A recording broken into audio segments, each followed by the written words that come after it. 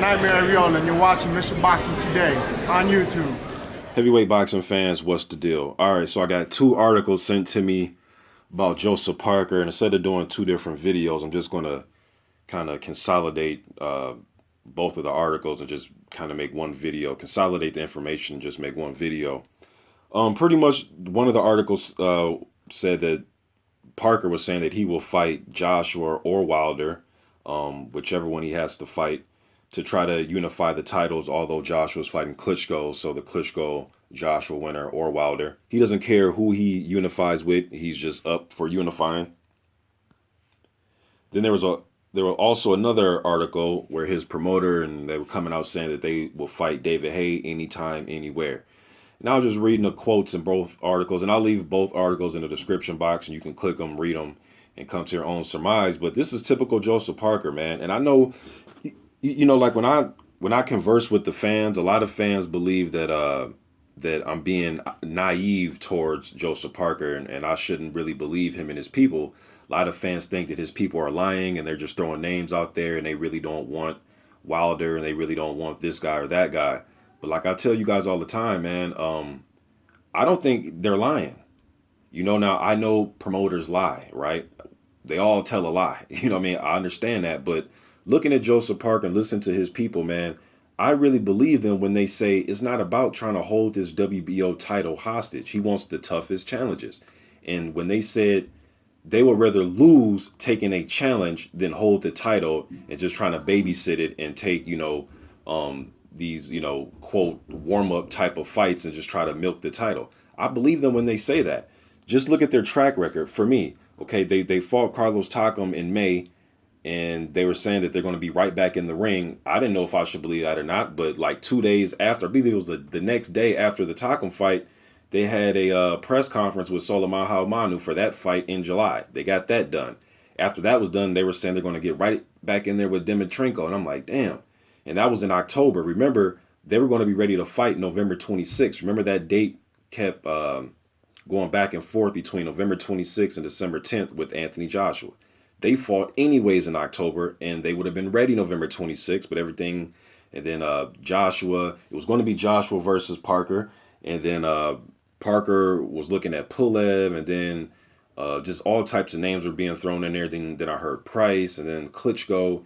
Then they finally settled on Eric Molina, and then had he got past Molina, he was going to fight Vladimir for the WBA fight, or for the WBA title, and it'll be a unification. So then Parker and his team, okay, cool, they went for the WBO title. They would have fought David Haye. I believe that they will fight David Haye. Remember, this is in October, man, when the WBO came out and said that David Haye will fight the winner in the very next fight. It was David Haye that chose to fight Tony Bellew. If you want to say it's for the money, for a big domestic fight, cool, fair enough. But Parker and his team were going to fight him. No ands, ifs, or buts. They were going to fight the next guy. Haye chose to do otherwise, okay? So what is Parker and his team doing? The next best thing, in my opinion. And this is why I respect this young man so much. Instead of trying to go down to the number 15 rated guy or some guy that's rated number 19 by the WBO and do all that bullshit, what are they doing? They're going right in order, okay? David Haye's the number one contender. He doesn't want it. Let's go right to the next guy. The next guy is Hughie Fury. They're negotiating a fight between the next three highest rated available guys. Haye is number one, and Klitschko is number 3. So obviously can't fight those guys. So number 2, Hughie Fury. Number 4, Jarrell Miller. And number 6, I believe is number 6, Price. All right, so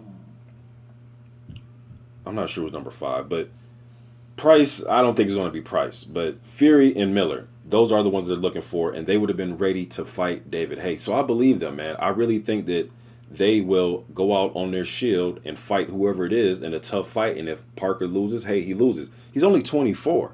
It's not like he's 44 on his last leg. This is a young kid, man. He's only 24 years old. He's looking for the toughest challenges.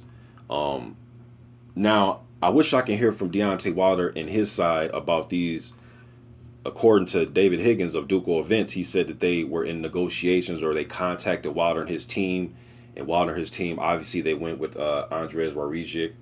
in that fight. So I wish I could just hear from Wilder and his team about Parker. I guess I'll wait for that information. But if it comes out and Parker and Wilder and his team say, hey, man, these guys never contacted us, then I'm going to do a video on it. But as of right now, man, I really believe that Joseph Parker is looking for the toughest challenges.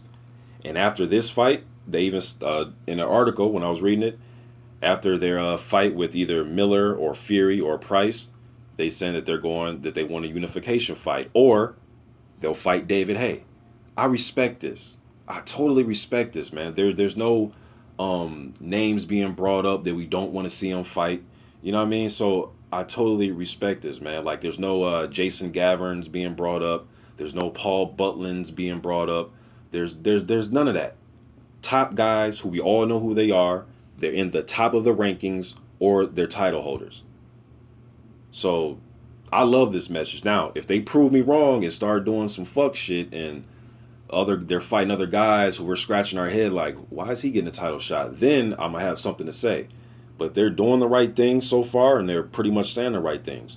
You know what I mean? A lot of fighters say what they want to do. You know, a lot of fighters, for example, a guy will say, I want to unify, and they're not going towards those goals. I know they call people out, but in the meantime, though, you can still fight somebody legit. Even if you're trying to unify and those guys are doing something else, you can at the very least fight somebody legit in the meantime. Even if there's a fight that got canceled, there's still other fighters out there, man, that are worthwhile, that will make the fans happy, that will satisfy their appetite. You know what I mean? I love what Parker and his team is doing. Haye's not available. He's number one. There is no bullshit trying to, scrape the bottom of the barrel and all that type of shit. They're going right to the next highest rated available guy. I respect that. Maybe it's just me. Maybe I'm being naive. But from what I've heard of these guys, when they said they're going to keep this dude active, they kept him active. The guys who they bring up to fight, they fight them. You know what I mean? So they were ready to fight Anthony Joshua November 26th. Remember, they said that. Then they also said that, hey, they're willing to fight David Haye on November 26th on the Joshua versus Molina undercard. Then remember, it was another rumor that it may be David Price that they were going to fight on the Joshua versus Molina undercard. And that's when the WBO made their decision to have Ruiz Jr. versus Parker. And then the winner fights David Haye. And then David Haye chose Tony Bellew. So to me, man, win, lose, or draw, no matter what you think of Joseph Parker, if you think he's limited, if you think he's the best thing since sliced bread, whatever the case may be, whichever side of the spectrum you're on, this kid, in my opinion, is looking for the tough fights, man. And they're proving it by these negotiations.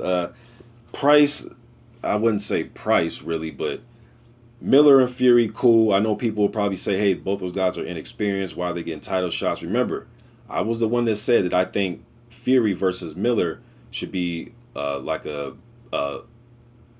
think that they should fight to establish who the number one contender is.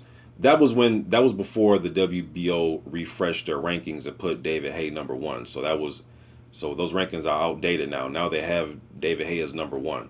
So regardless of that, he would have got a title shot. It just makes you scratch your head about David Haye. But David Haye's looking for the biggest money fights. So I'm curious to think, man, would he have made more money fighting Joseph Parker and getting a title shot? But I guess for David Haye, man, his decision is made. He wants Tony Bellew first. So I guess we'll sit and wait for that. But according to Parker and his team, they're waiting for Haye. They're waiting to unify, and they're going to pick one of the three top-rated WBO contenders. So it is what it is, man. You guys let me know what you think in the comment section. I'm out.